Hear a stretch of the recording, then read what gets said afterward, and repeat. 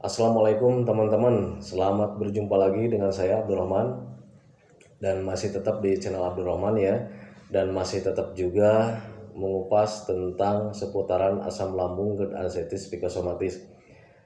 Nah, di video kesempatan kali ini saya akan ngobrol biasa ya, ngobrol biasa tentang seputaran asam lambung, GERD, anestesi, psikosomatis, karena memang untuk penjelasan tentang asam lambung, tentang sensasi, tentang cara menanganinya gitu ya, itu sudah saya jelaskan di video-video sebelumnya. Makanya bagi teman-teman yang baru bergabung, seandainya kalau misalnya kalian ingin bertanya, karena memang orang yang baru bergabung dan baru merasakan tentang seputaran asam lambung dan anestesi psikosomatis, itu sangat banyak sekali yang ingin ditanyakan gitu ya.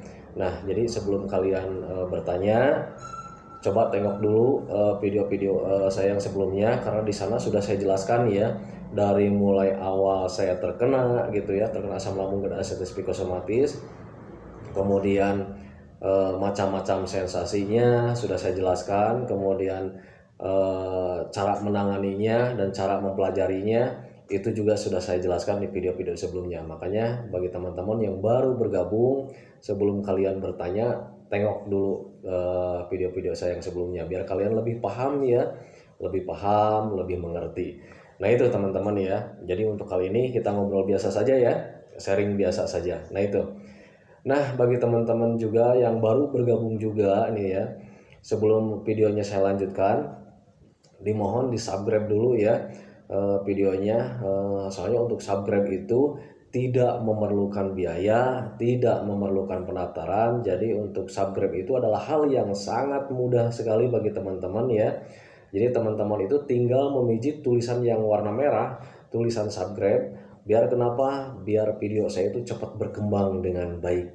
Dan kalau seandainya video saya itu berkembang dengan baik, itu akan menambah semangat tersendiri buat saya untuk terus meng-share tentang seputaran asam lambung, GERD, anestesi, psikosomatis terhadap kalian gitu ya teman-teman ya.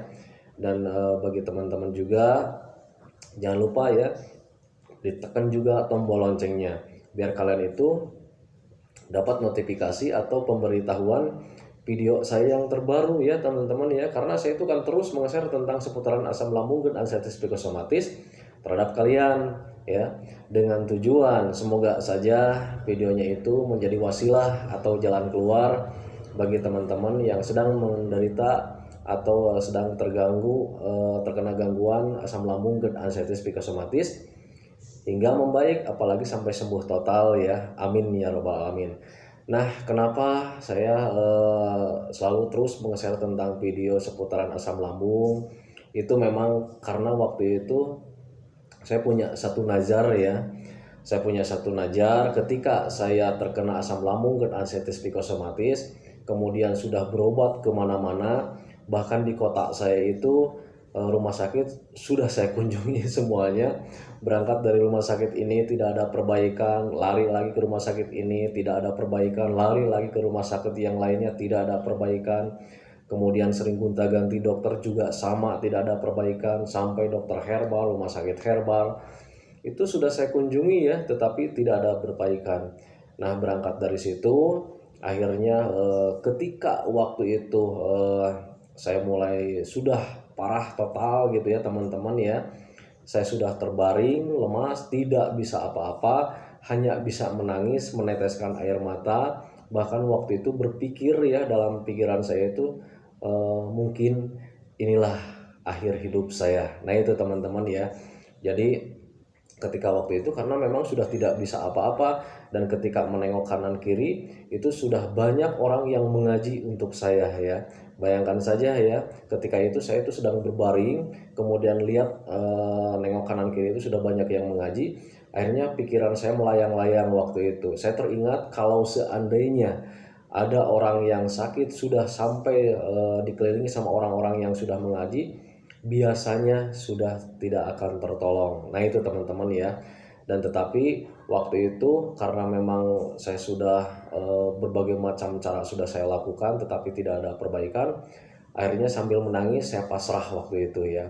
Pasrah sama Allah Subhanahu wa taala, kalau misalkan diambil ya saya ikhlas saja. Kalau misalkan saya dipanggil sama Allah Subhanahu wa taala, saya ikhlas saja.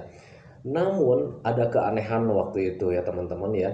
Ketika saya pasrah, ketika saya ikhlas kalau seandainya dipanggil sama Allah Subhanahu wa taala, itu selang 1 hari, 2 hari, bahkan sudah 1 minggu dan seterusnya itu kok kenapa nggak dipanggil-panggil ya.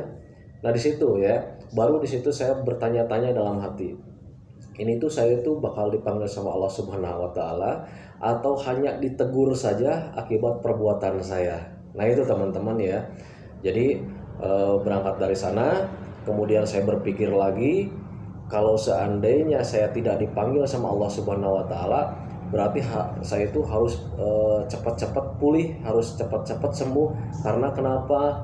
Karena memang tanggung jawab saya itu masih banyak yang harus dikerjakan.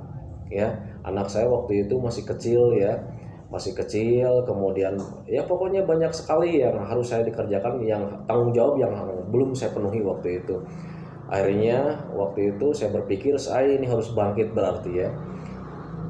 Saya ini berbaring berminggu-minggu, sudah banyak orang yang mengaji tetapi tidak dipanggil juga oleh Allah Subhanahu wa taala.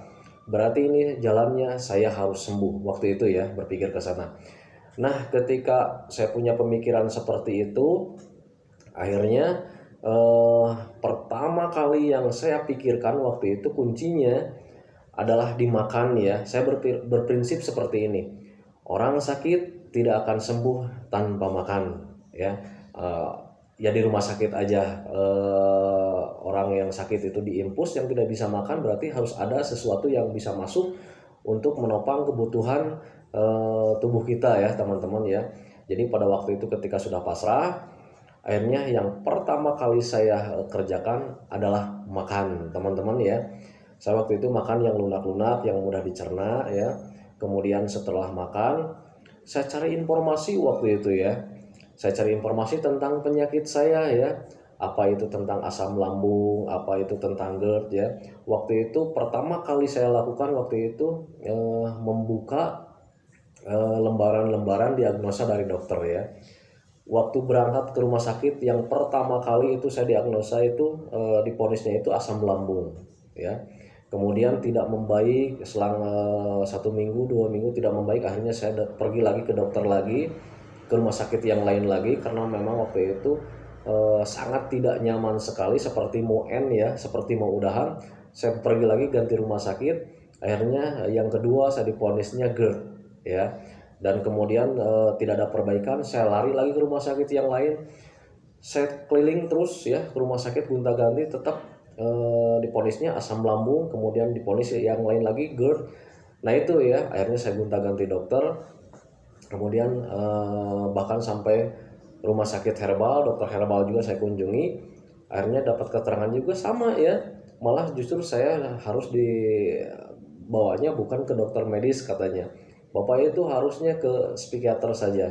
Nah itu ya, berangkat dari keterangan tersebut, akhirnya saya cari-cari informasi tentang apa sih sebetulnya asam lambung itu, kok sensasinya tidak nyaman seperti ini gitu ya teman-teman ya.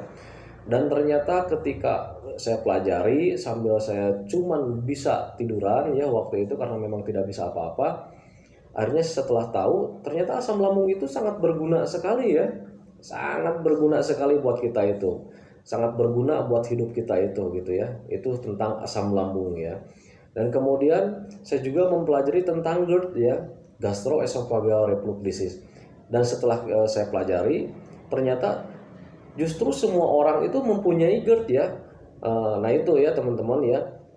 Jadi cuman perbedaannya ada yang sadar dia punya GERD dan ada yang tidak sadar kalau dia itu punya GERD. Nah itu ya. Karena memang GERD itu hal yang sangat biasa saja gitu ya teman-teman ya. Hal yang sangat biasa ya. Tetapi kenapa menjadi luar biasa gitu ya teman-teman GERD itu? Karena memang psikis kita lah yang terganggu teman-teman ya. Jadi pikiran kita yang terganggu, kalau seandainya pikirannya sudah terganggu, ya akhirnya menyebabkan anxiety atau kecemasan tersendiri teman-teman ya. Jadi pemikiran yang salah, akhirnya pemikiran yang salah itu melahirkan ketakutan tersendiri ya teman-teman ya. Nah itu yang saya rasakan waktu itu. Nah ketika sudah mempelajari, akhirnya saya itu mempunyai metode tersendiri gitu ya. Mempunyai metode sendiri. Dan kemudian metode itu karena memang saya mulai paham, akhirnya saya jalankan metode itu ya. Dan di minggu-minggu pertama itu ada perbaikan teman-teman ya. Ya walaupun hanya beberapa persentase ya. Di minggu pertama kalau misal dihitung persentasenya itu cuma 5% perbaikannya.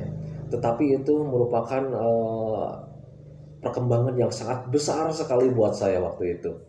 Sampai saya itu mengucapkan alhamdulillah. Ya Allah, alhamdulillah, terima kasih ya Allah, saya ada perbaikan nih sedikit. Ya. Dan kemudian selanjutnya saya tetapkan saja metodenya. Saya lakukan metodenya. Jadi setiap ada sensasi saya tangani karena saya sudah mulai paham. Ya, teman-teman ya. Jadi setiap ada sensasi, saya lakukan penanganannya dan akhirnya minggu depannya itu ada perbaikan lagi. Ya. Ada perbaikan lagi ya walaupun perbaikannya nggak terlalu signifikan juga, nggak terlalu banyak juga gitu ya teman-teman ya. Ya cuman beberapa persen, tetapi itu menjadi semangat tersendiri buat saya waktu itu ya. Ya Allah, ada perkembangan lagi, saya bilang waktu itu ya. Saya berdoa sama Allah Subhanahu wa taala, ya Allah, terima kasih ada perkembangan lagi. Seandainya ini menjadi wasilah buat saya akan tetap jalankan ini metode saya. Ya. Akhirnya setiap minggunya itu ada perbaikan karena memang saya fokus waktu itu ke metode penyembuhan ya, penyembuhan secara alami gitu ya tanpa obat. Jadi saya itu hanya menjalankan 3P-nya saja. Pola makannya saya rubah ya. Jadi pola makannya tidak berantakan. Saya rubah pola makannya dari mulai jam makannya saya atur, kemudian jenis makanannya juga saya atur ya. Jadi sudah tidak mengandalkan hobi waktu itu ya. Jadi mengandalkannya hanya kebutuhan saja gitu ya. Rasa lapar sudah saya tidak rasakan lagi. Jadi kalau misalnya orang normal, kalau misalnya telat makan kan ada laparnya ya. Tetapi ketika terkena asam lambung dan anestesi psikosomatis, rasa lapar itu tidak ada. Jadi saya itu taunya itu cuman di jam aja. Kalau misalkan jam segini nih udah waktunya makan, walaupun saya tidak merasa lapar, waktu itu saya makan, gitu ya. Jadi waktu itu yang paling pertama sekali untuk makan, saya itu mengikuti cara makan Rasulullah ya waktu itu ya. Makanlah sebelum lapar dan berhenti sebelum kenyang, gitu ya teman-teman ya. Nah saya ikutin waktu itu seperti itu, jam makannya saya atur. Jadi ketika tidak lapar, kalau sudah jamnya makan ya makan saya. Nah kemudian saya juga penuhi mineralnya teman-teman ya. Saya penuhi mineralnya, saya perbanyak minumnya.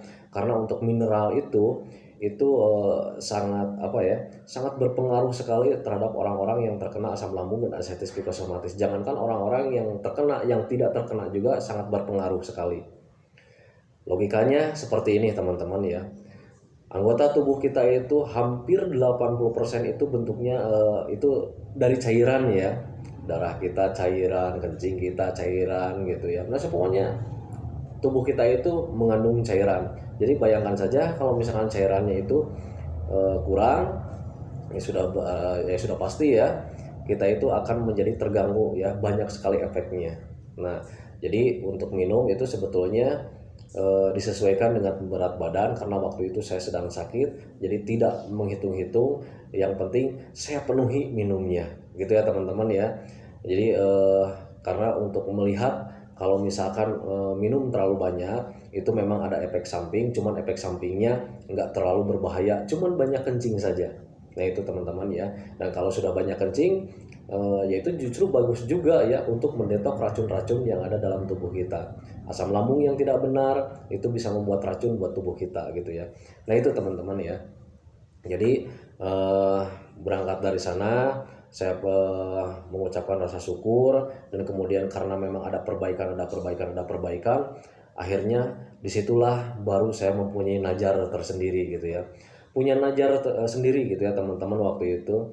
Jadi saya berjanji sama Allah Subhanahu wa taala, ya Allah, kalau seandainya saya sudah sembuh, waktu itu sambil berdoa ya saya, seandainya kalau saja metode ini yang saya terapkan untuk diri saya itu bisa membuat saya sembuh total, insya Allah janji saya akan bantu orang-orang yang terkena asam lambung dan anestesi psikosomatis sampai membaik dengan cara seperti ini, gitu ya teman-teman ya. Nah dari situ akhirnya saya itu tambah semangat teman-teman ya, tambah semangat gitu ya. Akhirnya 1 bulan, 2 bulan, 3 bulan, sampai 1 tahun waktu itu pas ya. Pas 1 tahun itu saya sudah mulai sembuh total teman-teman ya. Sudah sembuh ya waktu itu. Kalau nggak salah di bulan Agustus ya, di bulan Agustus 2000 lupa lagi saya. Nah itu teman-teman ya, jadi pas 1 tahun ketika itu saya sudah sembuh total. Nah dari situ makanya di bagian pertama, video bagian pertama itu saya judulnya itu pengalaman terkena asam lambung GERD arthritis psikosomatis. Nah itu video pertama saya waktu yang terkena asam lambung GERD arthritis psikosomatis. Itu pertama video saya pertama kali menceritakan tentang pengalaman saya yang terkena asam lambung GERD arthritis psikosomatis. Itu judulnya itu ya teman-teman ya. Dan kemudian ternyata ketika saya menampilkan video yang pertama itu banyak sekali yang komentar ya. Banyak sekali yang komentar, bahkan orang-orang yang tahu nomor WA saya itu banyak yang bertanya lewat WA juga, padahal saya itu belum membagikan WA waktu itu. Tetapi karena memang yang terkenanya juga itu banyak teman-teman saya juga yang kenal, akhirnya dia itu nge-WA saya. Pak, katanya, apakah benar Bapak itu mengalami seperti itu?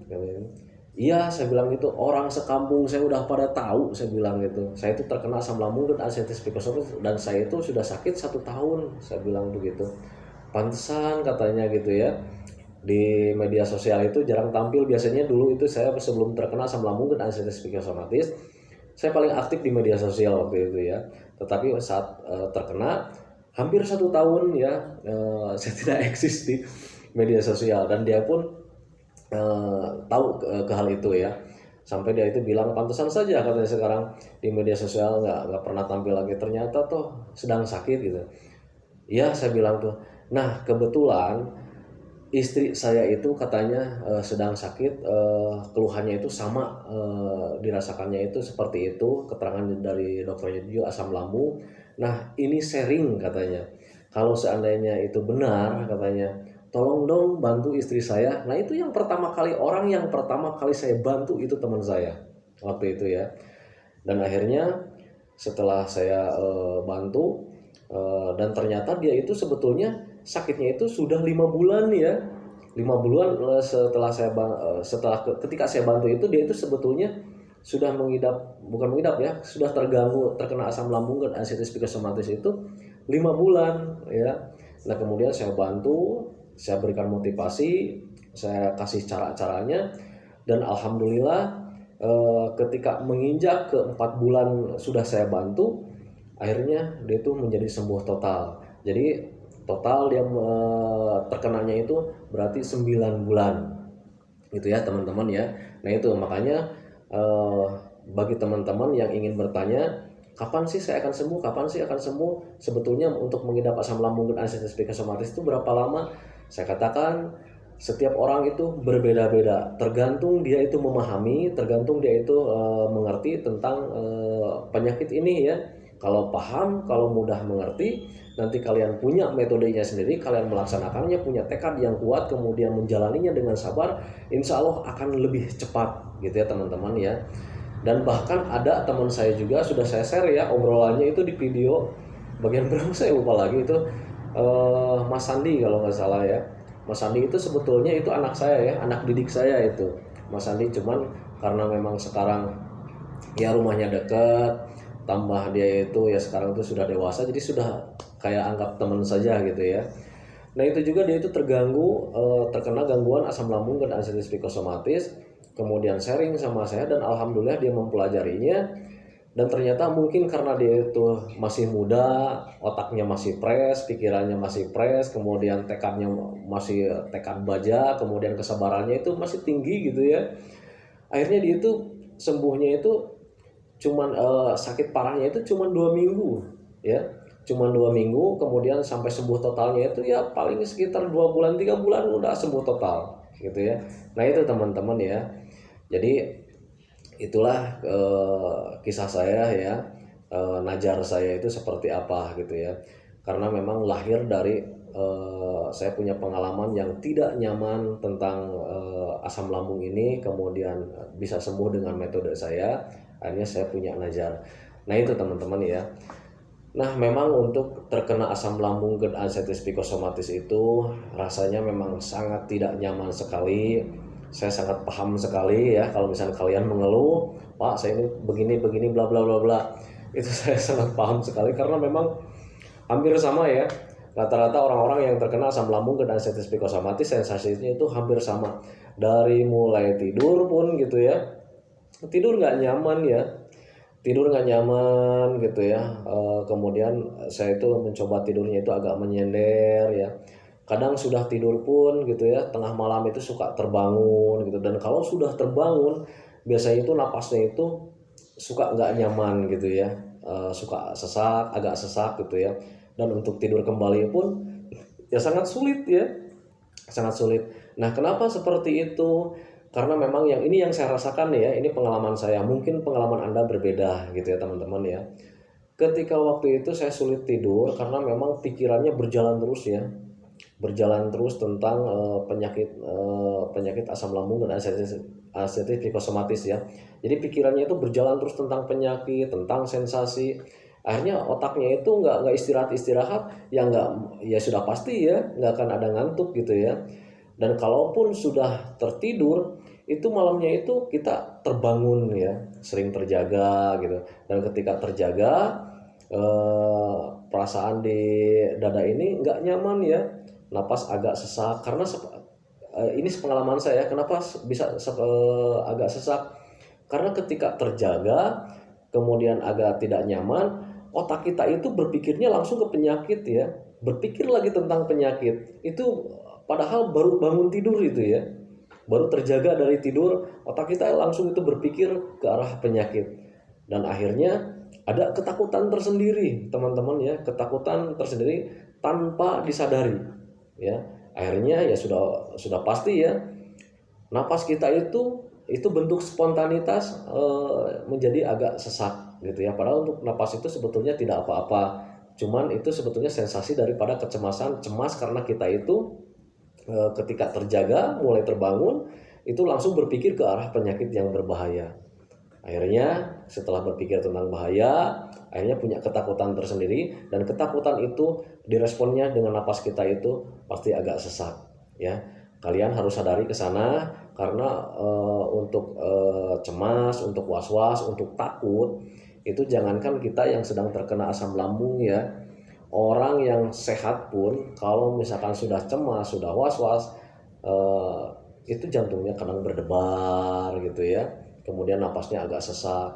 Itu hal yang sangat wajar saja gitu ya. Wajar sekali ya teman-teman ya. Makanya ketika waktu itu saya mengolah juga ya. Ketika tertidur, kemudian terbangun agak sesak juga, langsung saya teringat ke sana ya. Ini sensasi dari cemas. Saya harus tenang. Kemudian saya bilang ke istri minta diambilkan air minum hangat ya, pakai gula sedikit ya. Kemudian saya minum, saya tenangkan, saya rileks. Akhirnya ketika rileks, ketika saya santai, akhirnya tanpa disadari itu saya tertidur kembali, dan ingat-ingatnya itu waktu pagi. Waduh, semalam itu saya nggak nyaman. Saya bilang ke istri waktu itu ya, malam itu terjaga, saya bilang itu saya nggak nyaman, dada sesak lagi gitu. Jadi tahu-taunya paginya aja lagi gitu ya. Nah itu teman-teman ya. Dan untuk tidur pun kadang suka terbawa mimpi ya. Ketika sedang mengalami asam lambung GERD ansetis psikosomatis, ini pengalaman saya, pengalaman Anda mungkin berbeda, tetapi pengalaman saya waktu itu ketika terkena asam lambung GERD ansetis psikosomatis selalu mimpi buruk ya, selalu mimpi buruk, kadang dikejar-kejar hantu, kadang ketemu sama orang yang sudah meninggal teman-teman ya. Dan kalau misalkan setiap hari itu kita mimpi yang nggak nyaman, mimpi yang buruk-buruk, akhirnya kalau misalnya kita terpikirkan gitu ya, otak kita langsung berpikir ke arah yang buruk juga. Jangan-jangan ini mungkin pertanda hidup saya, jangan-jangan itu di mimpi itu memang benar, ini mengajak saya. Waduh, itu tambah cemas lagi teman-teman ya, tambah cemas lagi ya. Makanya ketika saya bermimpi buruk, kemudian paginya terjaga, terbangun, kemudian teringat ke mimpi itu, biar tidak cemas waktu itu yang saya lakukan, saya hanya menyadari saja bahwa mimpi itu adalah bunganya tidur gitu ya teman-teman ya. Jangankan orang yang yang terkena asam lambung dan artritis psikosomatis, orang yang tidak terkena asam lambung pun kalau misalkan suasana hatinya tidak nyaman, pikirannya tidak nyaman, ya sudah pasti bakal mimpi buruk ya teman-teman ya. Berbeda dengan orang-orang yang selalu ceria, selalu tersenyum, orangnya bahagia, itu mimpinya itu pasti yang indah-indah. Itu pengalaman saya teman-teman ya. Karena apa? Karena waktu belum terkena asam lambung dan artritis psikosomatis, saya itu sifatnya orangnya itu selalu humoris ya, humoris, ceria. Itu sifat saya waktu itu ya. Dan dulu itu sangat sering sekali saya itu mimpi-mimpi yang indah-indah. Tetapi ketika berbeda dengan saat terkena asam lambung dan artritis psikosomatis, itu mimpi saya itu menjadi buruk semua gitu teman-teman ya. Nah, akhirnya setelah saya melakukan hobi, kemudian melakukan kesenangan, melakukan aktivitas yang menyenangkan, bahkan mimpi pun mengikuti ya, bahkan mimpi pun mengikuti ya. Ketika saya mulai tersenyum, ketika saya mulai humor dengan keluarga, dengan teman-teman, akhirnya mimpi pun mengikuti ya. Jadi mimpi itu sudah jarang lagi yang seram-seram, sudah tidak ada lagi yang menakutkan gitu ya teman-teman ya. Jadi mimpinya itu mimpi tentang keindahan waktu itu. Ini pengalaman saya gitu ya. Mungkin kalau misalnya Anda berbeda ya pasti berbeda gitu ya. Tetapi ini pengalaman saya. Jadi waktu itu saya masih ingat gitu ya teman-teman ya. Ketika saya sudah mulai agak membaik, sering senyum, sering ngobrol sama teman-teman, sering bercanda. Jadi agak-agak bahagia lah sedikit gitu ya hidupnya. Akhirnya mimpi pun mengikuti ya. Jadi mimpinya itu bukan yang seram-seram, tetapi mimpinya itu saya itu jalan-jalan gitu di pemandangan gitu ya. Kadang karena memang hobi saya memancing, waktu itu bahkan di mimpi pun saya sama teman-teman itu sambil bercanda-bercanda itu di mimpi itu sambil mancing teman-teman ya. Nah itu ya. Dan bahkan untuk perkembangan mimpi pun saya sampai bilang waktu itu ke istri saya. Saya bilang ke istri, Bu, akhir-akhir ini saya bilang gitu ya, mimpi ayah itu nggak yang seram-seram, saya bilang gitu. Istri saya itu cuma tersenyum aja. Ya bagus katanya gitu. Yaitu berarti katanya bahwa hidup ini kalau seandainya bahagia, itu mimpinya juga pasti bahagia. Nah kalau misalkan hidup kita itu susah, itu mimpinya juga susah. Kalau misalkan hidup kita menderita, ya mimpinya pun tentang penderitaan. Itu hal yang sangat wajar. Ini sepengalaman saya gitu ya teman-teman. Ya kalau misalnya Anda berbeda ya silakan saja. Tetapi ini memang kenyataan hidup saya, kenyataan yang sudah dialami oleh saya gitu ya teman-teman ya. Jadi hal yang sangat wajar sekali kalau misalkan teman-teman sekarang yang masih terkena asam lambung dan artritis psikosomatis, kemudian masih mempunyai rasa yang tidak nyaman, wajar saja kalau misalkan mimpinya juga yang tidak nyaman gitu ya teman-teman ya. Nah itu teman-teman ya.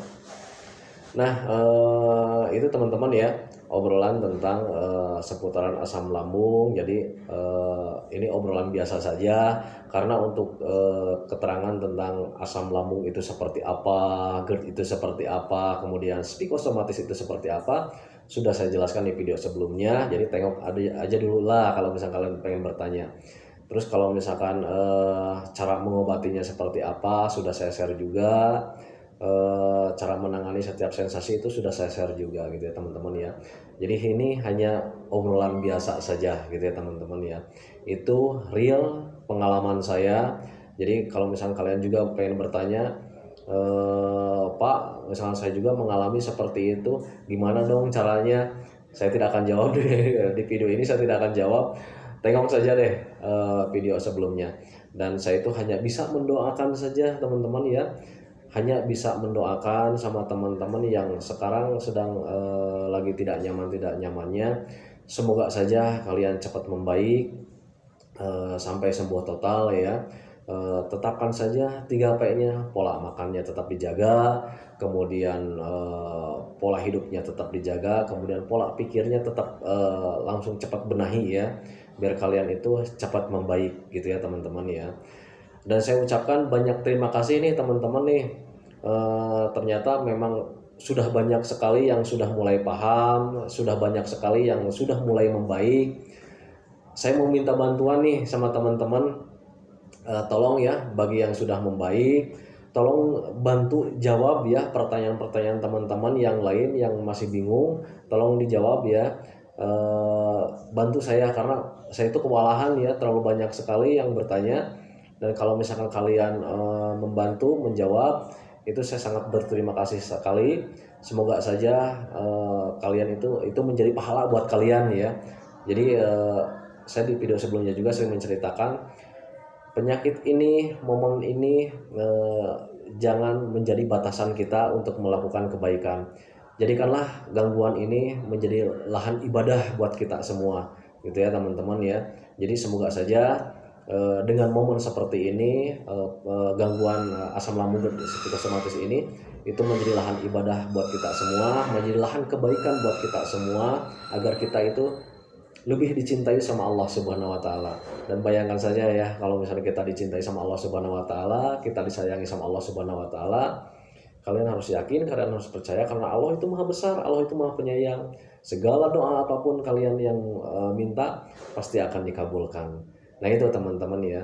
Jadi sekali lagi buat teman-teman yang sudah mulai membaik, sudah mulai paham, tolong bantu ya.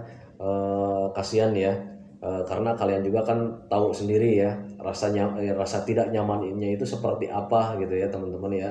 Jadi bantulah gitu ya, kasihan, biar mereka itu lebih cepat paham gitu ya, biar cepat paham. Kalau sudah paham itu pasti akan lebih membaik, karena memang penyakit ini menuntut kita itu pintar ya, menuntut kita pintar yang dulunya tidak tahu apa itu sebetulnya asam lambung, apa itu tentang GERD, kemudian apa itu tentang ACT, kemudian apa itu tentang psikosomatis yang dulunya belum tahu. Seandainya dan kalau sudah terkena asam lambung, GERD, ACT, psikosomatis ini, pasti dia akan tahu, dan kalian juga pasti bakal lebih pintar. Kenapa saya katakan penyakit ini menuntut kita pintar? Karena menuntut kita pintar itu ya memang penyakit kita itu sembuhnya hanya dengan kepintaran ya teman-teman ya, hanya dengan kepintaran. Karena dengan kepintaran kita itu kemengertian kita, kepahaman kita itu akan melahirkan metode tersendiri ya, metode untuk penyembuhan asam lambung dan anxiety psikosomatis. Nah itu teman-teman ya. Nah aduh, ini durasinya udah terlalu lama teman-teman ya, saya hentikan dulu ya. Nanti kita sambung lagi di episode selanjutnya tentang seputaran asam lambung dan anxiety psikosomatis juga, karena memang itu pengalaman saya ya. Jadi saya tidak akan share tentang yang lain di video ini, karena memang hanya itu pengalaman saya, pengalaman penyakit ya, bukan penyakit ya, sebetulnya gangguan ya, gangguan asam lambung dan anxiety psikosomatis. Nah itu teman-teman ya. Oke teman-teman, doakan saja saya supaya tetap sehat, agar tetap bisa menemani kalian, bisa memotivasi kalian, biar kalian itu menjadi lebih baik, apalagi sampai sembuh total. Amin ya rabbal alamin. Selamat berjumpa lagi di episode selanjutnya. Assalamualaikum warahmatullahi wabarakatuh.